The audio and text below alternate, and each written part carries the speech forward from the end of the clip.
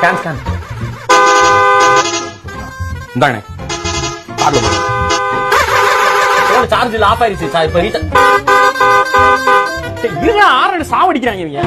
ஏய் நீ டக்குனு எடுத்து தொலையாண்டா, கார்டு ஒர்க் ஆகுதா இல்லையா? ஏறு மிஷின் நீ தான் ஒழுங்கா வச்சிருக்கணும். என்ன பாக்குற வாங்குறாங்களா